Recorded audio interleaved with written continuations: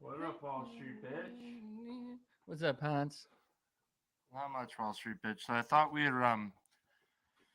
try a new intro here, and then maybe when I edit it, I'll add in the title card with Adam Bitcoin and the NFT Nightmare who were it. But this is our new intro. It's kind of a weird commercial that the Wall Street bitch has created with his new AI company. So Take it away. From the spectacular world of podcasts, enter the realm of the Baptized Machine podcast, Everything Sexy.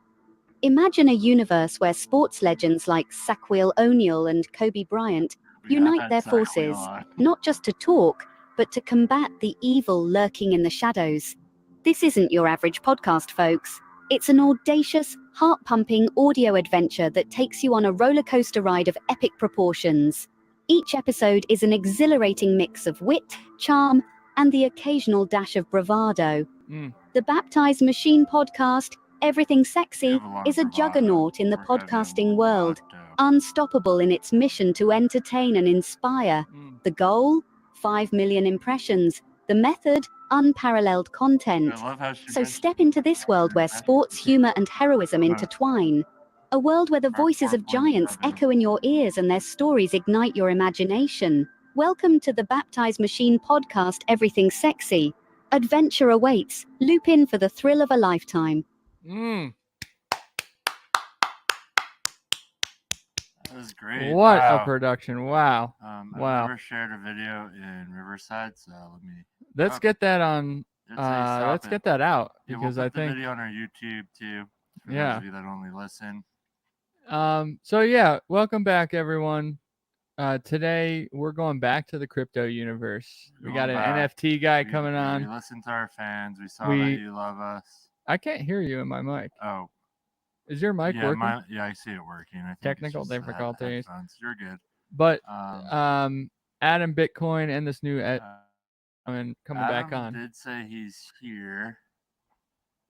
I don't see. Let's see. Well, we don't need to talk about it. Yeah, we don't need to talk about it. We don't need to talk about it. Okay, so as I was saying, just don't say out loud what you're doing on the computer. Okay, I'm not. I'm just. Yes, you are. Let him join, bro. Okay, so as I was saying, we're having the NFT guy and crypto back on. Right now is a turbulent time in cryptocurrency history. We're going to dig in. We're also going to dig into the world of NFTs. I know NFTs have gone through quite a turbulent couple of years. We want to get a better understanding of whether there's a future for these things or what the hell's going on in the first place. So we will be streaming this live. If you do have any questions, you can comment on it, email us, super chat us. We're always hoping for some super chats. And yeah, let's go.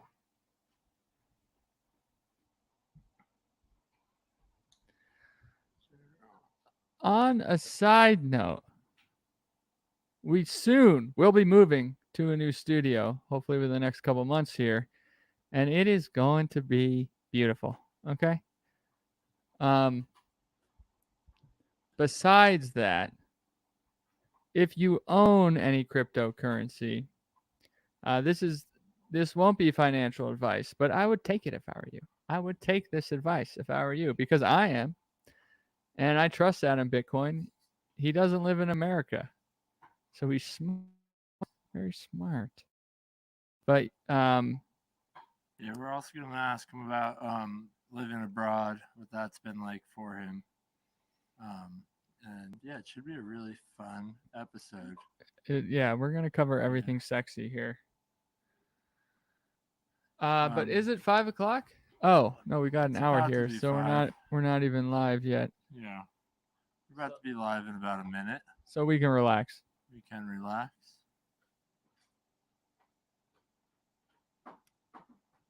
I mean, I have him as a guest, like it says. Think about the differences between our brothers. They are very different people. You've already invited him. He should be here. I don't see Did he click that link?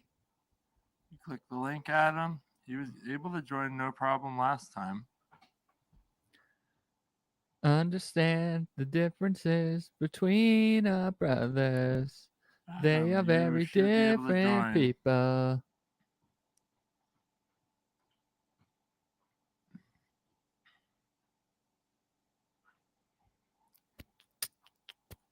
I love how you're always doing laundry during the podcast. You really need clean clothes.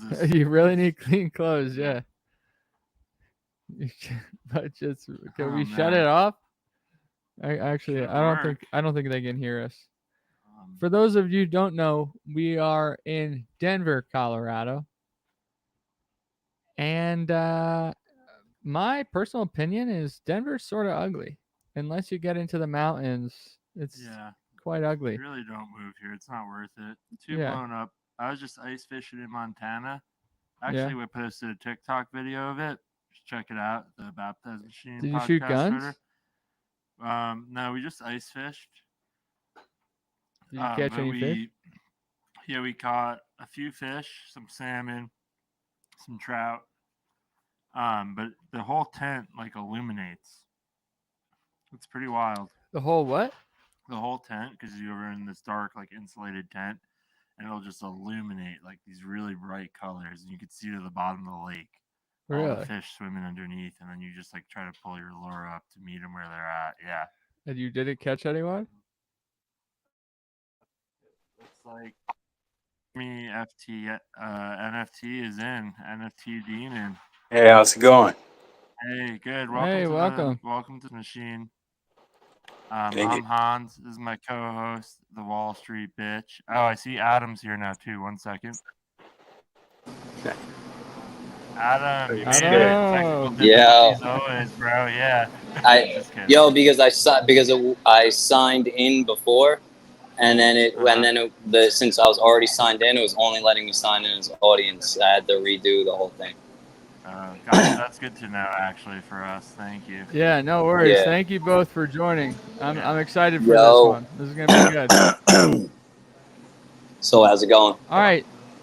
Good. So right now, we're trying to figure out how to go live. I think we are, right? Yeah, I think we're live. Yeah. All right. So I think we've started. Yeah, we're live.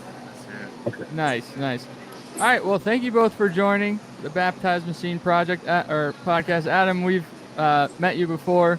NFT Demon. Oh wait, can you pause up for that? Do you guys? We should just start with each of you introducing yourselves and tell us a little bit about where you got the passion for your space. Does that work? Yeah, it works for me. You mean space Adam, like you what? Kick us off. Yeah, sure. You mean space like being in crypto or something? Anything you want, really. You can talk about farming or whatever you're passionate about. A little intro. All right. First, I want to talk about the fact that I ordered a coffee like 30 minutes ago and ordered it from 2 waitresses, and neither one of them brought it to me. I don't know why. So I'm just sitting here waiting for the coffee. I'm passionate about coffee. I need it so I could wake up and entertain all of you guys, but we can this lady. It will come. It will come. I don't think so. But I'll order it again, and maybe the third time's a charm. We'll see. But as far as crypto, Bitcoin, I just it started. I always was like into business and saving, but I never really like progressed that much just saving. And I always thought that I was like doing something wrong, whatever. And then Bitcoin really got me into like understanding investing, and then it really got me into understanding like freedom of money. And that's why I just decided to basically make my life about crypto, because it was actual freedom. Excuse me. Oh yeah. Awesome. All right, NFT Demon. Yeah, I got into crypto first in about 2017, and so I've been in crypto for quite a while. But I didn't realize that I had any artistic ability until probably about 2021, 2022. And it was actually a run of brain cancer that gave me my artistic ability. And so, I utilized that to become the largest NFT artist on Binance Smart Chain. And Oh now I'm wow. followed by a bunch of celebrities, and I've got a bunch of recognition in the NFT space. So that's where my passion's been lately. Wow, that's incredible. I didn't realize that. I'd love to dig into that a little bit. So what type of NFTs do you make? Have we possibly seen them before?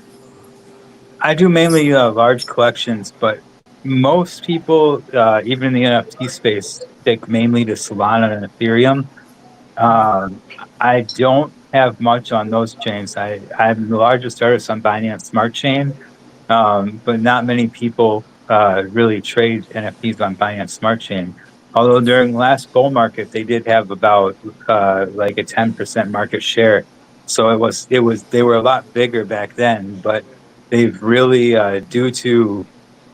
in my opinion, due to some really bad decisions on the corporate level from the chain, they've lost a whole bunch of their market share. And so most people, even if they're in NFTs, probably wouldn't have heard of my projects just because BSC isn't that large. I do have one project on Ethereum that was a collaboration between myself and NFT the movie, but that was a 125 piece collection, and literally the entire bear market, nobody has put a single one of those up for sale. And so, like that, you really just can't buy those. And so, my only collection on ETH right now, you can't really buy. I have a larger collection that will be coming out. It's 10,000 pieces. Now, a 10,000 piece collection hasn't really succeeded across the board for like a year and a half, 2 years. And so I'm waiting to launch it until a time in which, you can see 10,000 piece collections succeeding again. Back during the last bull market, it happened all the time. So it wasn't a big deal to have that large of a collection. But right now, it's the market just isn't at a place. It needs to see that collections of that size can succeed before before the overall market will be really open to collections of that size again that aren't already out. Ones that are already out are a different story. Like Bored Apes, so they're 10,000, but those are already out. That's a whole different story. But Yeah, it's hard to launch a 10,000 piece collection right now because the market just understandably doesn't think that it can succeed. And so the first collection will be one that's funded by millions of dollars, so they can wash trade millions of dollars and get the price up and blah blah blah blah blah. And then the market will see that that first one really take off, and then they'll be open to other ones, and that's when we'll launch my next collection on Ethereum. Um, but interesting. Do, yeah, we're waiting.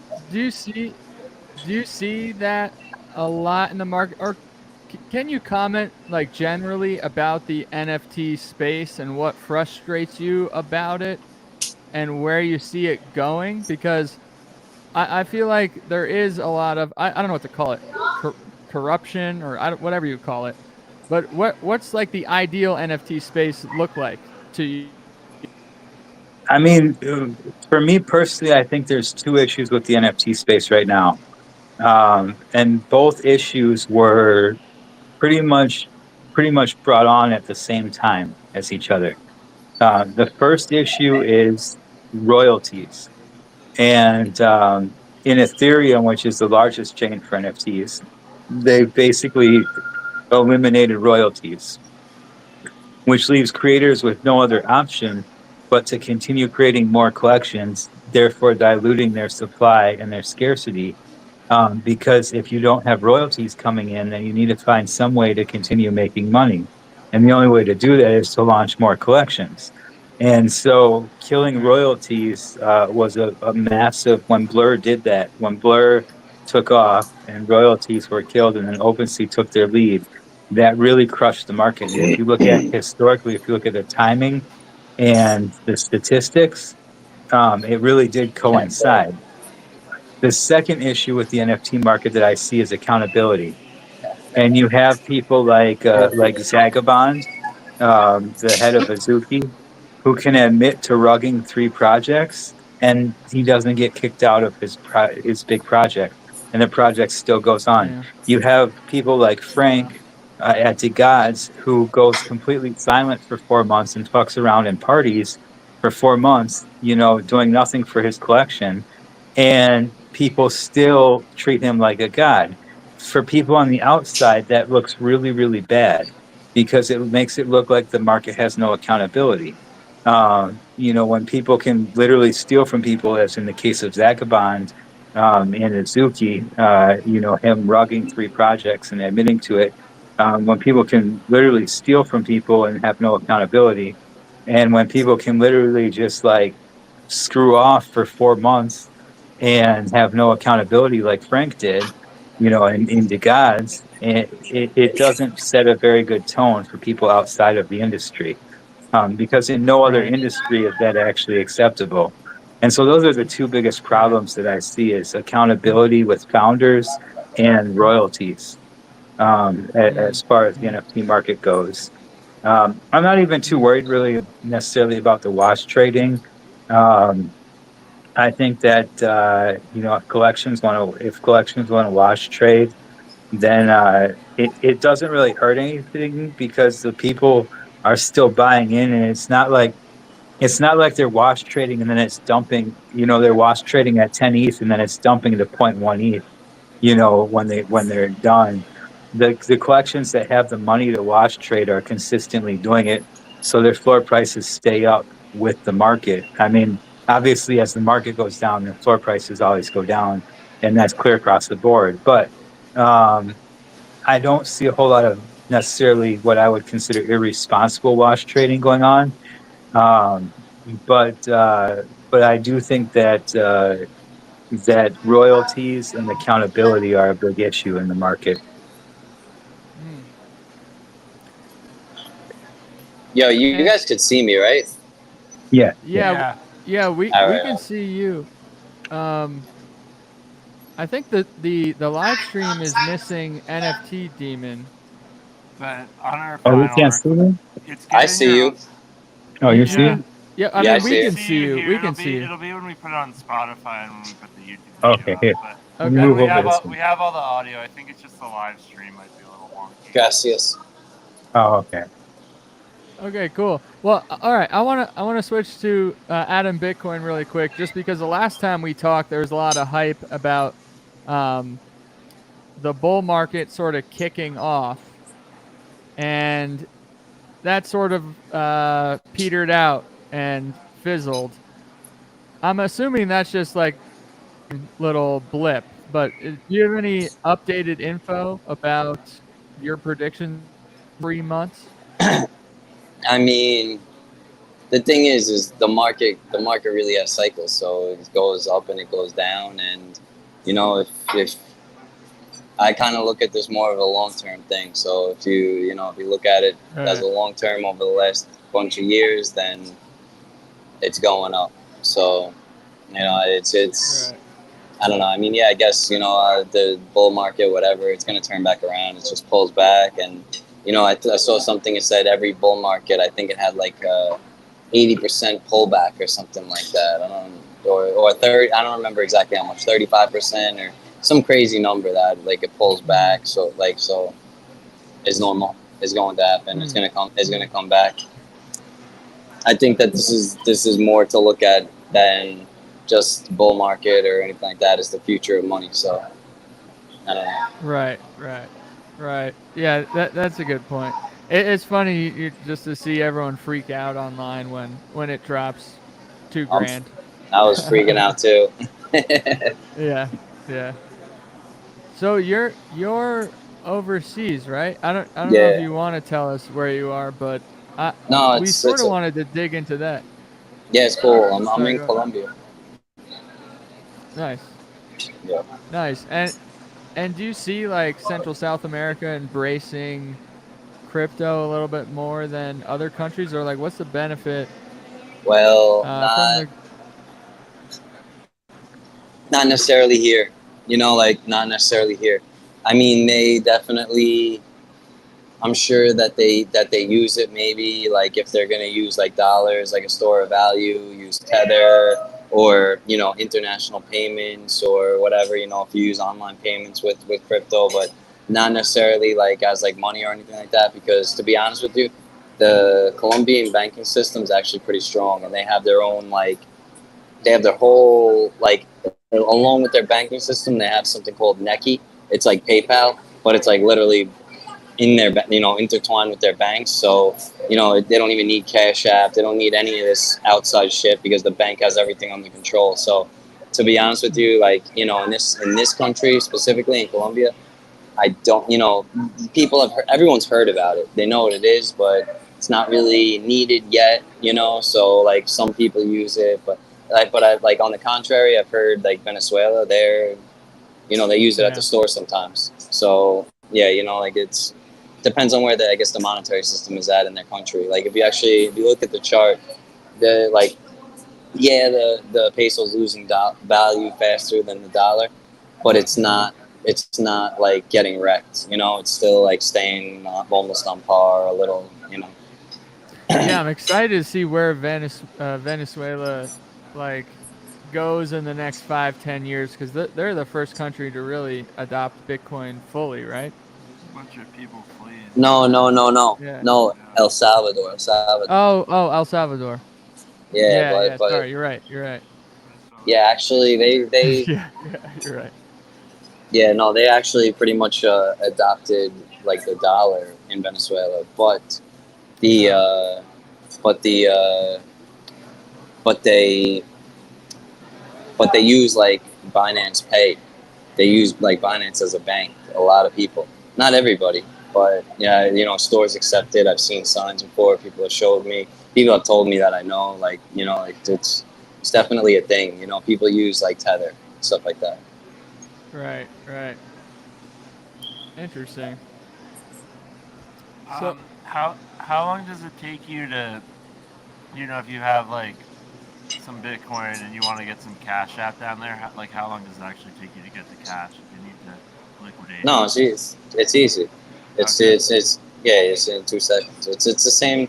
You could do the same things there. It's exchanges, but it's more free. It's more open. You could do P2P here, so you don't have like in the United States, basically illegal to do P2P. You can't even find anywhere to do it.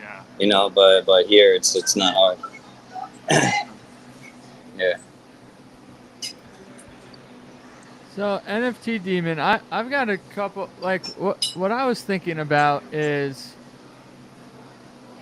where is this technology going NFT wise in the next 20 years? Do you see it actually revolutionizing some like current systems that we have, or do you know what I'm asking? Like, is it going to be integrated into our daily lives at some point, or is this sort of just like a cool thing that some people are fucking around with? Yeah, no, I think it will be. I think it will be very heavily integrated into people's lives. In like 10, 20 years time. Maybe it'll come sooner. Maybe it won't. But it's hard to put a timeline on things like that. But eventually, I think almost everything will be on blockchain. So your car title will be an NFT. Your house deed will be an NFT. When you buy a TV, instead of registering for a warranty, you'll get an NFT with that TV that tells that it's activated upon purchase. That tells when you bought it and everything else. Everything you buy will come with an NFT practically. Maybe not groceries, but anything that comes with a warranty will come with an NFT. But this isn't an ideal world though. Like let's say life was like you just described, wouldn't that take power away from everyone who currently holds power? Like they're gonna fight against this type of shit. All the really rich people invest in like super rare art pieces, physical art. No, it really wouldn't.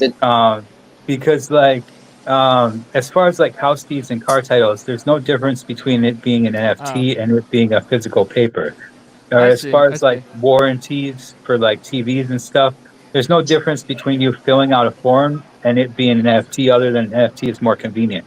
So for like Right. Right. corporations, like it doesn't hurt a corporation to integrate NFTs in that way, or concert tickets or anything like that. Um, it Hmm. Yeah, so none of that type of stuff really hurts the corporate sphere to integrate into NFTs. I see. So I think I don't think you'll see much resistance to that. It'll just make more sense eventually, and so it'll just eventually catch on. On Um, Interesting. on the con So on the on the contrary to that, personally, what I think is that actually you think about like Bitcoin and Western Union or something like that. I think that yeah, they these technology companies are going to get rid of these old legacy companies unless they can find the technology or developers that can do the project for them to fix their company, I guess, or whatever. I wanted to go back to like the physical art because I don't know, like when I yeah, was younger, I wanted to get into like legally. There's like a list of paintings that if you find one of them, they'll pay you like $1 million because these rich people use that to like stash their money and not just have piles of cash sitting around. So like, will that ever go yes, away? You think, or does that have to be I don't think destroyed? so. I think and this is the question I get all the time actually, is what will happen to physical art with NFTs. I think that eventually every piece of physical art will also come with an NFT, but I think there will always be a market for physical art. So, you would buy a painting from a painter, from your favorite painter, and it would come with an NFT as well. But that doesn't mean that the painter doesn't give you that physical painting also. I don't think that NFTs are going to ever eliminate physical art. I think there will always be a market for physical art, and I think that it will always be just as strong as it is now. It's not. It's one of those things. People who don't have a whole lot of money buy prints of bigger things, and people who have a lot of money buy big things from big artists, and blah blah blah blah. I think the same thing will happen. It's just that in the future you'll get an NFT with it hmm. instead of just getting the physical So piece. we actually have another guy calling in. He's like a big stock guy. He's on the road, but I'm just gonna let him hop in real quick and say Yeah, And hey. go he, ahead. he I think he hates crypto Yeah, too. but he So has. I think this would be. Yeah, I don't know. It should be Let's go. That's interesting. good. Yeah. Yeah, Yeah. bring them Yeah. in. Yeah. Yeah. Jason, the stock guru. Yeah. Welcome, bro. Yeah. It's What's Yeah. up, bros? How are What's you? up? good. This is Adam Bitcoin and Jeremy the NFT demon. I I love hope it. you got into Yeah. Nvidia as a stock guru. I hope you were able to get those Nvidia surges. If you Sir, were, did if you it's, I think we need to do a recall of the podcast and go back and look at those returns. Yo, where I'd like to start, I'd like to hear Yance, I'd like to hear your reservations about crypto and why stocks are a better investment. And then I'd like to hear Adam Bitcoin and NFT Demon respond to it, if that's your stance. And I mean, if you don't believe that, then Yeah, I'm good with that. So thanks for having me on today. I guys and all my sponsors. What I like to say is I think for the average investor, they're probably is a little bit concerned in that they've been the crypto markets. And so, with the exuberance that we've seen over the course of the past 4 months with the passing of the ETFs, you've had this mad rush to crypto and seeing larger highs and not quite back to the all-time high. But I think there's a concern for the average person that they get back in at a good note and maybe they lose 30% of their value in the next 6 months. That's my take.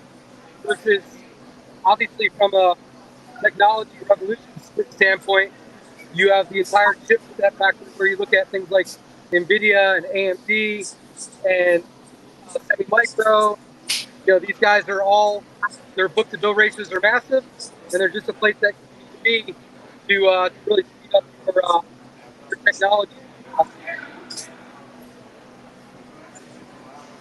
Could you guys hear him? A little bit. Yeah, a little bit. Do you agree with his I'd call it thesis that if you're starting out, it's better just to stay away from crypto?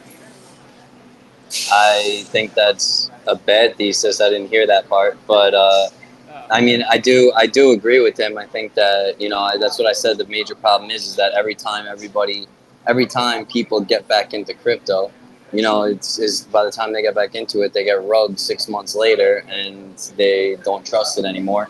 And even worse, because they're getting into Shiba Inu, the newest hype, and then they get rugged even worse. So they lost all their money instead of 30%, and then it's not that good for adoption, crypto, whatever. But obviously stocks has more liquidity right now. It has more like trust, let's say, even though it's less trust because you don't own anything. But eventually stocks are gonna also be tokens, NFTs, whatever. That's going to be the future. So you're just maybe right now stocks could be better. You can make more money in it, or not really as fast money. I mean, it depends. It depends, I guess, but I don't know. They both have their what's the word? They both have their like goods and bads, whatever. I would say it's bad to get into if you're starting out. It's bad to get into anything that you haven't thoroughly researched and you don't really know a whole lot about what you're getting into, whether that be stocks or whether that be crypto or whether that be NFTs. It's you could get just as wrecked in stocks as you can in crypto. And so, it's a matter of how much research you do and how much you understand the market prior to getting into it. That really translates into your wins or losses. Now, I will say that there's nothing in stocks that's comparable to the shitcoin market, but the shitcoin market, because the shitcoin market, you can go 100,000% in one day or in 3 hours. There's nothing in stocks that's ever gone 100,000% in 3 hours, but it is a very fragile market. So you really have to know what you're doing, and you will also probably lose a decent amount of money figuring out what you're doing in the shitcoin market. But any market that you get into, I would say you really have to research and really have to know what you're getting into. Even forex, I'd include forex. I'd include commodities like gold and silver, stocks, crypto, NFTs, anything. You really have to know what you're getting into as a starter in order to really pull profits. Otherwise, it's just luck.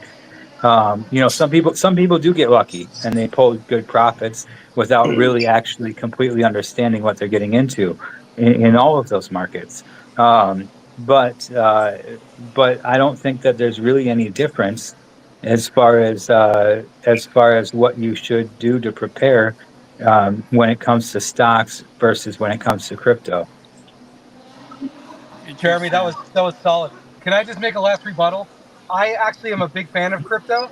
I think, to Adam's point, I think just to say a little bit differently, everyone should have some kind of allocation to crypto. It should just be a small percentage, and you wade slowly into the markets. And instead of getting into what I call the altcoins or what Jeremy called the shitcoins, the waiting in would maybe for the person that doesn't do a lot, isn't able to keep up. Maybe they buy the ETF now from BlackRock. Someone that's got a little bit more money that is able to watch it, they buy the coin directly, on Coinbase or whatever that might be. But it's got a place in every portfolio. But I think the person that, allocates their $5,000 or whatever to a shitcoin, the odds of them losing that $5,000 is pretty solid. Yeah.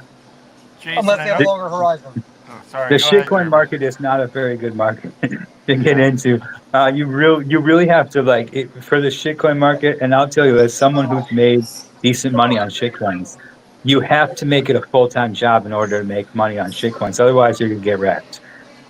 You have to start to get to know the teams. You have to start to there's a whole ecosystem built around shitcoins, which is different than altcoins.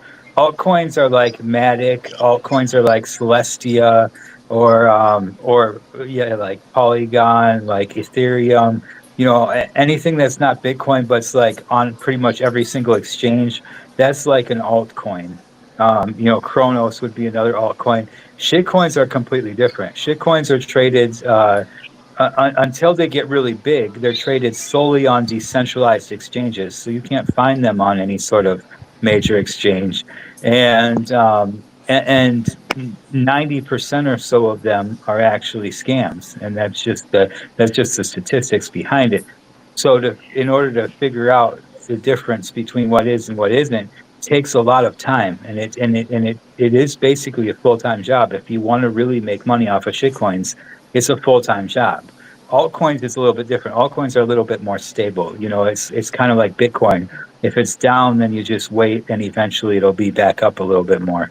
But shitcoins are a whole different ball game, and those are something that I would not recommend people really get too heavily into. Now, if you're gonna throw if you got like $1,000 and you're gonna throw like $50 into a bunch of different shitcoins, then maybe you'll probably luck out on one or two of them, and you'll probably get more than $1,000 back. But if your strategy is you only got $100 and you're looking to put it somewhere, I wouldn't choose shitcoins unless you're really looking to make that a full-time job, and you're really looking to put the effort and time into it. Now, the gains are way more than you could ever see in the stock market or commodities or even altcoins or Bitcoin. But if you catch the right coins, the gains are way more than you can see anywhere else. But again, you got to make it a full-time job, and even then, sometimes you're going to end up getting wrecked. So, I'm sorry. Go ahead, Adam. Were you going to say something? Yeah, I was going to say, recently I was, helped put together a project and even did some marketing for another project, and I still got wrecked. And I was like the one in the front and got wrecked both times. So it's definitely not easy. That's for sure. Was that the reward coin? Yeah, we're gonna fix it and bring it back, but that was that one, another one, the one before. Honestly, every single shitcoin I've ever gotten into, I've been wrecked. Every single one. I don't know why. So, yeah. I'd like to ask you guys a question. So, over the course of the last 2 years, if you looked at a 24-month chart, Bitcoin has yielded 8% on your money. If you're in NVIDIA in that same 2 years, you yielded 174%. Those are facts. I'm just curious. Where do you guys sit on that? With the AI revolution, do you wait out the Bitcoin story? It depends, because if you're buying the dips and selling the highs, then you're going to make a decent amount on both Bitcoin and NVIDIA. Now, Bitcoin, you're not going to make completely wild gains in a short amount of time. Same with just about any stock, except for every once in a while there might be a flash event that changes that. But just like Nvidia stock, Bitcoin, if you were buying the peaks and selling the dips, or no, if you were buying the dips and selling the peaks, sorry, I switched that around. If you were buying the dips and selling the peaks, then you would have made a whole bunch more than 174%, on both of them. And so, and you probably would have made a fairly similar amount. I mean, for instance, like Bitcoin from January 2023 to November 2023 was up like 700% or something like that. So had you just held during that time, you would have been up like 700% or so. But if you were actually playing the market and buying and selling as it goes up and down, just like Nvidia stock as it went up and down, if you were buying and selling, then you would make an even higher percentage. It's really no different in that regard, in my opinion. So you think it's equal amounts luck and skill in both stock and crypto market? Bro, the thing is also that's good. Oh, sorry. That's also considering you're 100% in on NVIDIA, 100% in on Bitcoin. You know, most people also have other allocations and other things that are doing better numbers as well. Yeah, I think that for the average investor, to your point, Jeremy, that the average investor, though, the challenge I think for them is they can't really time the market. So, you know, I get what you're saying, but my money in, like the Nasdaq as an example, for the last year, I yielded 43%. Right? I didn't touch it. I didn't trade it at all. So, if you're a young investor, you want to build up that base, right? I think that's really important. And the only way to build up that base is by, you know, betting a conviction and going along with it, which is where I think like buy Bitcoin, and you just sit on your. But that's my But take. a year ago, Bitcoin was at $20,000, and now it's at 40,000. So, you know, that's Right, the last 100%. 12 So months. But the problem is, that outpaces the Nasdaq. what I'm saying, like if you look at the last 2 years, though, right? That's what I look at a longer time. That's all. Because it's been like 2-3 years since it was at like 69,000, where you know people would be at a loss still and would have been at a loss since then. But if you're taking just the last year, then Bitcoin has outpaced the Nasdaq and it has outpaced most stocks. Not all of them, um, but most of them. And it has outpaced the S&P 500 by a decent amount. But that's not always going to be the case. That's not going to be every year, though. And that's the other thing, is that's not going to be with the stock, with like the S&P 500 and the Nasdaq. You have a fairly consistent upwards trend. It's usually not like 43%. It's usually more like the 10 to 15% range year by year, that it goes up. With Bitcoin, you have cycles. So you do have some years where one year it will be down significantly from that time the previous year. And then you have other years where it will be up significantly from that time the previous year. But if you just wait, then as far as the last 4 cycles go, if everything follows the same pattern that it always has, then if you just wait, then it'll be up significantly more, in a year or two. If you're down, then it'll be up significantly more in a year or two than the stock market, or the S&P 500 and Nasdaq. So, guys, I have to wrap up. As you can see, I'm driving, and I want to be safe for all my kids at home. I'm bringing them soup. Jeremy, to your point, I just did I love dogs. I just did a 5-year chart of Bitcoin versus NVIDIA. If you held for the last 60 months, didn't trade, just owned it, Bitcoin is up 1,000% in 5 years. NVIDIA is up 1,400%. So I like Bitcoin, but I like NVIDIA more. Thank you, Jason, real Baptized quick. Machine Podcast. Jason, real quick before you leave. Crypto stripper or cash stripper? What's better? Dude, I love crypto strippers, bro. Huddle. What's up? Thank you, Later, Jason. guys. Later, thank you. Peace. Have a good one. Drive safe. So my only response to his argument is, yeah, if you compare Bitcoin to that one stock, as great. But Yeah, Nvidia is probably the best performing stock in the entire stock market in the last like year or two. right. And so, yeah, Right. it is kind of the outlier, you know. Exactly. Versus if you compare it to like Microsoft or Amazon, it's going to be a whole different story, you know, or Right. even Tesla. You know, I'm curious. Do you ever see any of the cryptos that we have now replacing the dollar, let's say in 50 years or whatever? Or do you think it's going to be some government-owned coin? Do you see that ever happen? Is that possible? Because I obviously think it that would be depends on your crazy. country. Where I live in the U.S., I don't think that the U.S. government would ever give up control of their currency. What And if it so I think, failed, though? well, if it failed, then they'd create another one. They'd create a digital currency. They would create a crypto. They create a digital currency, no doubt, but it would be one that they had complete control over. I don't see the U.S. ever adopting Bitcoin unless they can somehow get a grasp and have over 50% control of the supply, which isn't ever going to happen. Nobody's ever going to have over 50% of the supply. The U.S. does have a decent chunk of the supply of Bitcoin, but not enough for them to actually feel like they're in control. Now, some countries, obviously, as we've already seen, do adopt Bitcoin and stuff, and I think you'll see more of that in other countries as time goes on. But as far as the U.S., where I'm at, I don't think that you'll ever see them seize control to something that's decentralized as Bitcoin. Interesting. Yeah. So I didn't really realize that, but this is probably true. The U.S. government has been buying up Bitcoin for a while, right? They've been seizing it more than they've been buying it. Yeah.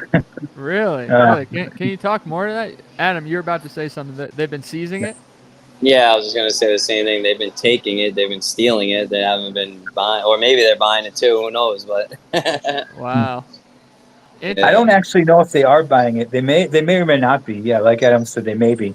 I don't know of a single instance where they've actually bought Bitcoin, but it could be out there, and they could be buying it.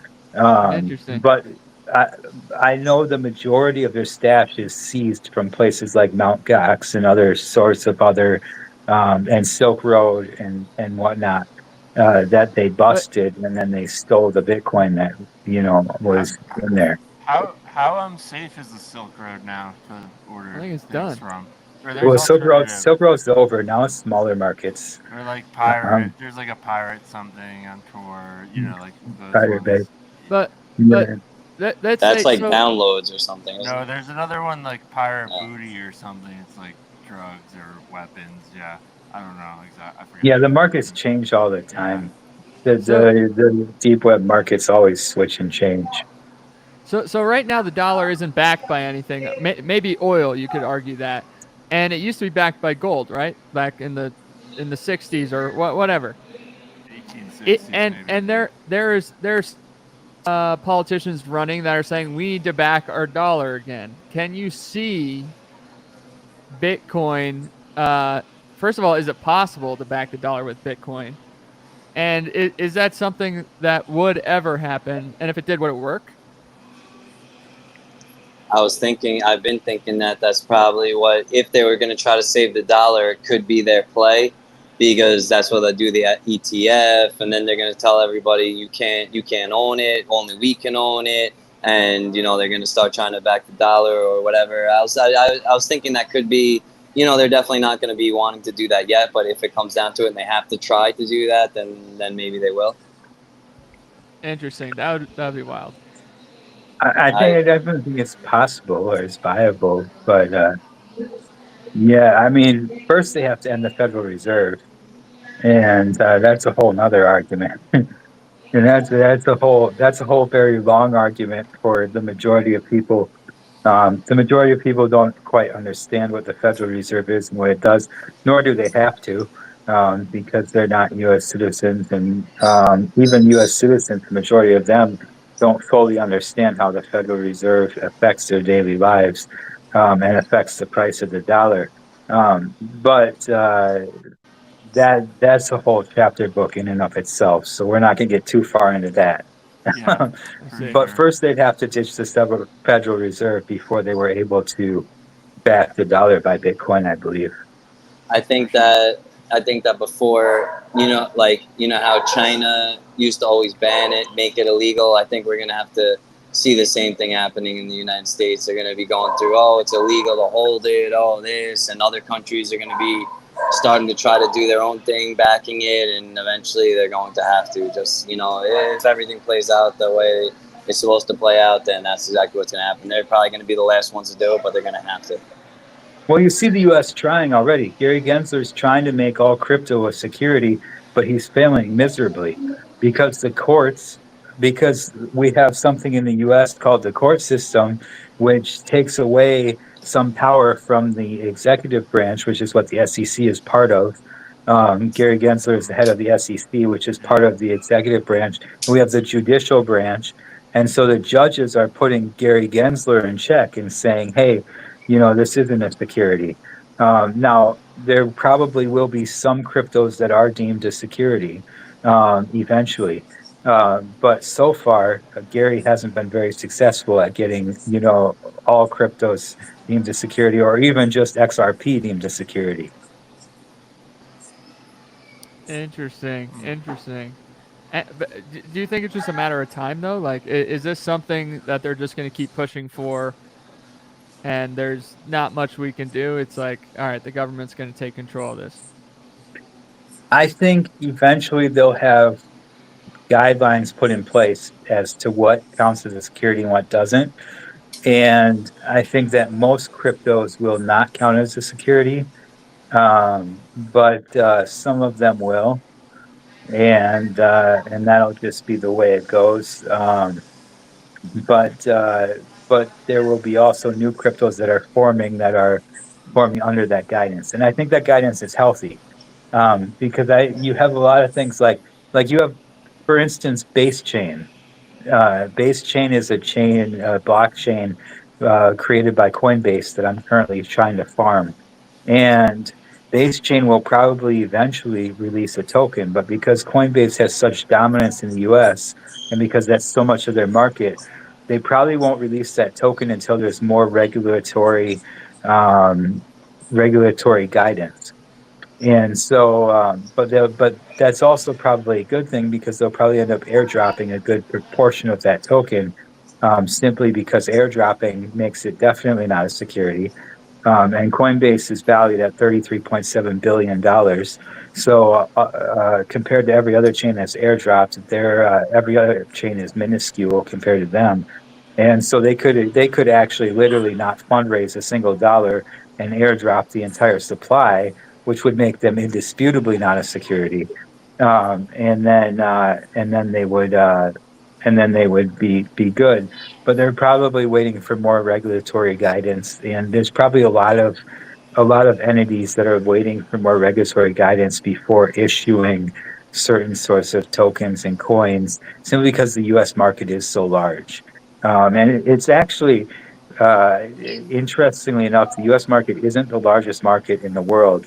India is actually the largest market in the world for crypto, from what I've heard. But the U.S. market is definitely a giant market, and it's a huge portion of anyone who's currently doing business in crypto in U.S. It's a giant portion of their market share, and so they don't want to lose that. And so regulation, I think, can really only help get things moving forward. So I'm hoping that the judges and the SEC and everybody else moves a little bit quicker and gets a little bit more guidance, because right now it's kind of like up in the air. Adam, Yeah. Well, I'm just thinking the same thing. This is the same thing that I just was mentioned. That I just mentioned before is, Bitcoin and Western Union. People still do use Western Union, but Bitcoin's obviously, or other cryptos, whatever, are a better choice these days. So people just don't know it yet, and it depends on how fast they move with technology. If technology outpaces their moves, then technology will grow faster. So. Yeah, Adam, I was curious.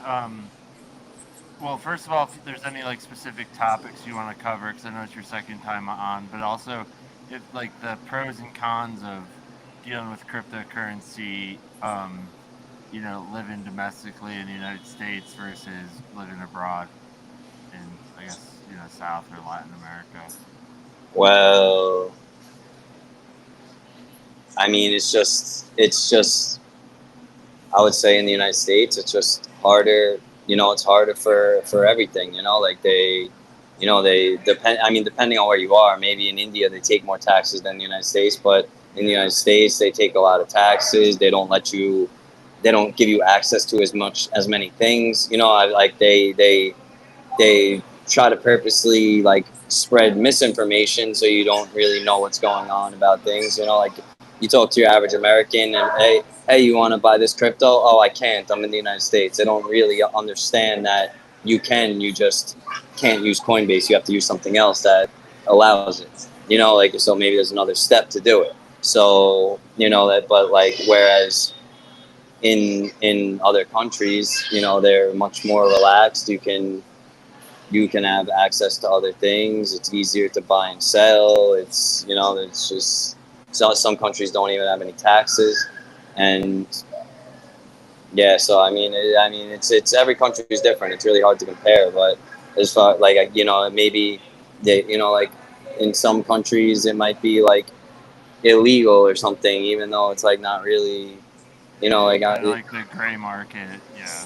yeah, like, you know, like in Venezuela, they use it everywhere, but they said, oh, it's illegal to mine, and then stole everyone's miners, or like apparently, you know, I don't know, I wasn't there, so I really don't know. But yeah, Interesting. There's also very few exchanges that service the United States. that too. Yeah, I mean, there used to be Really? a lot more. Yeah, there's scarce options when you're in the United States as far as exchanges go. And then if you're in certain states, even certain states have banned certain exchanges. Like for instance, New York State banned Binance US. So you can't use Really? Binance US if you're in like New York or Texas, I believe. I think New York and Texas both banned Binance US. I'm in California, so I don't know for sure, but I do know some states banned Binance US, and I think it was only two of them. But still, you know, it's there. You really don't have much other than Binance US and Coinbase in the United States because things like KuCoin and MEXC sometimes they'll allow US people, you know, well, they'll never allow US people if they know about it, but sometimes they'll allow no KYC, and then sometimes they'll require KYC. And if they require KYC, then you're just fucked, you know, if you're in the US. But at the times that they don't require KYC, then you're okay. And you can that use that exchange.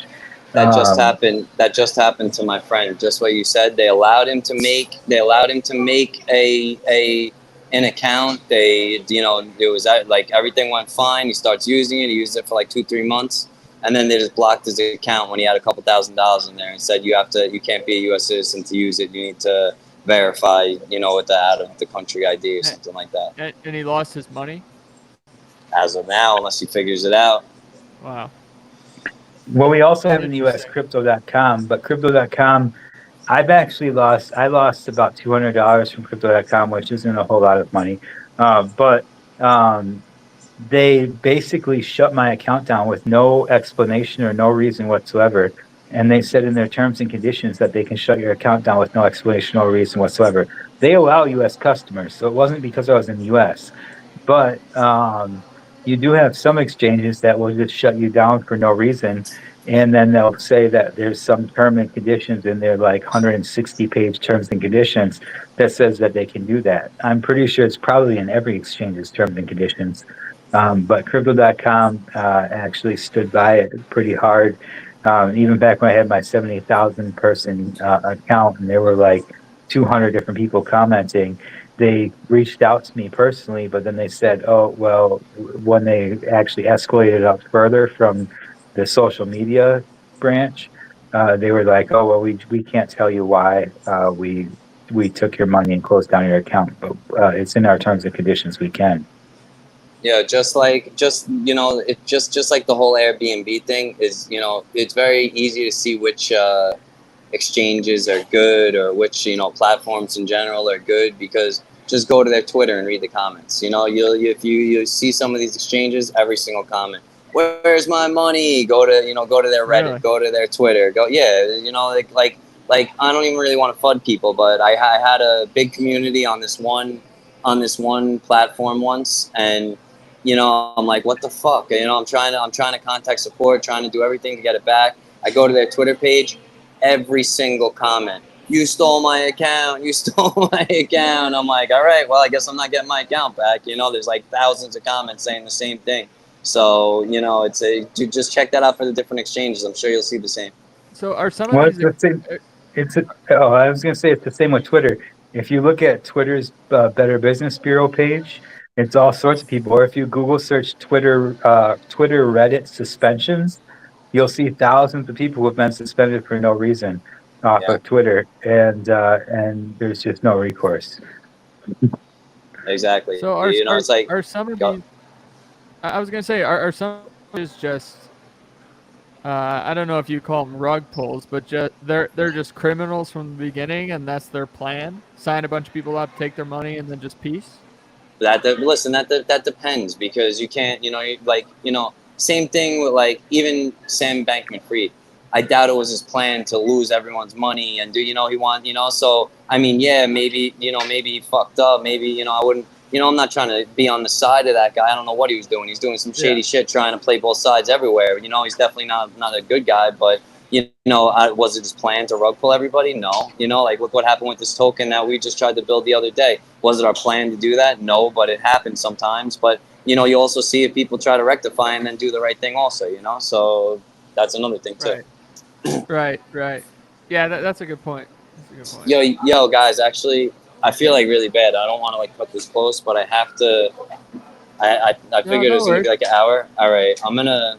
Yeah, if you wanna, you wanna ask. We're coming up on an hour. Soon. Yeah, we're coming up on an hour.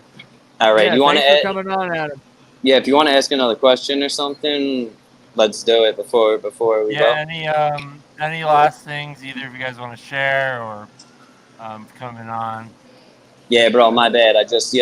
Next time we'll do it. I'll make sure I have more time. I think you guys know I said I. No worries, brother. Oh my God, I had a. You're busy. I'll tell you my last thing about my nightmare. I went on a little I went on a little vacation. I'm gonna make a long story short and not really try to so I go on a little vacation. You can ask more about it next time. Yeah, I go on a little vacation and I come back and my clothes are stolen out of my room. Nothing else is stolen, just like my good clothes. And I'm like, it's like, so we went to like the workers' houses and checked everything, but I'm like, what? I think the fucking owner of the house is the one that stole my shit.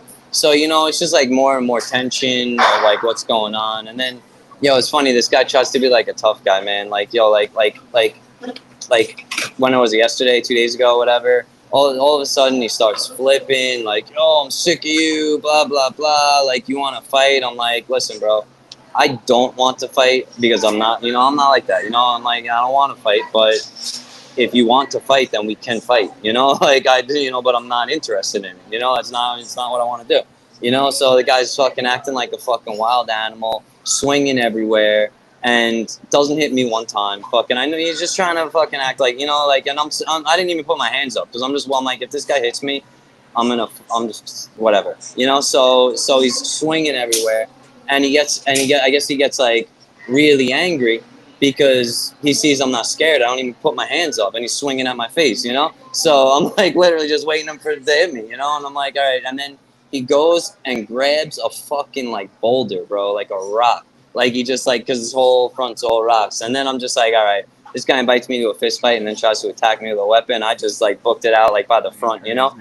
And then the guy's like, yeah, and then he's like, "Oh, you go get your shit." And I'm like, "All right." So I go back and I'm like, "Listen, bro, a fucking man doesn't invite somebody to a fist fight and then pick up a fucking rock. You're whatever." But so I just, it's like crazy shit that I'm like I had to go through, and it's like, yo, this guy or somebody else steals all my shit, and then they fucking try to like attack me, kick me out of my home. So now, basically, I'm going to, yeah. Yeah, I'm glad you survived that, and we did not get violent back, man. No, exactly, bro. That's not me. I'm like, what? I'm not trying. I said to him, I said, no, I don't want to, but if you want to, I will. Like I'm not trying to fucking hurt somebody. But I don't know. NFT, man. NFT demon. What you got? What you got to say, bro? Not a whole lot. I mean, I think I said a lot of what we covered, but yeah, I mean, just make sure you know what you're getting into when you're getting into crypto or any other sort of investment, even real estate. Even outside of like commodities and stocks and everything else, you're getting into real estate. You got to know what you're going to getting into, otherwise you'll get wrecked. You can easily buy a house and end up getting wrecked on that too. You know. Yep. Yeah, True. that's happened to me. Yeah.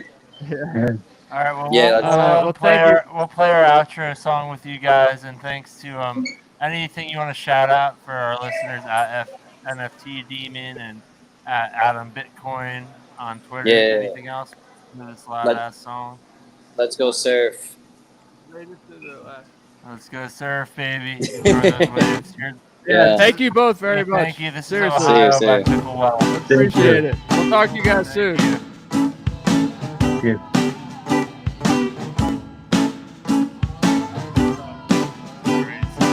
I got some better songs. Although this is a classic. Is that just us? All right, it's just us. I like this outfit. As my river flows down the train track, all I know is you. Yeah, thanks to our fan. The only spouse. I just really want to go to Ohio. It's beautiful. There's cows, and I really feel. Yeah, We only what? have 4.7 million impressions. Grok was lying to We us? only have like 220 something million impressions. 220 million? Yeah, if I people. think Taco is having a 220,000. mental Yeah, my breakdown. dog needs to shit. Bye. We love you. We're the baptized machine.